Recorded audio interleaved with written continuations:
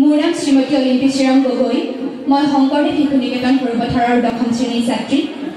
আবৃত্তি কৰিবলৈ লোৱা নিৰ্ধাৰিত কবিতাৰ শিৰোনাম ট্ৰাইবেল চাক ট্ৰাইবেল।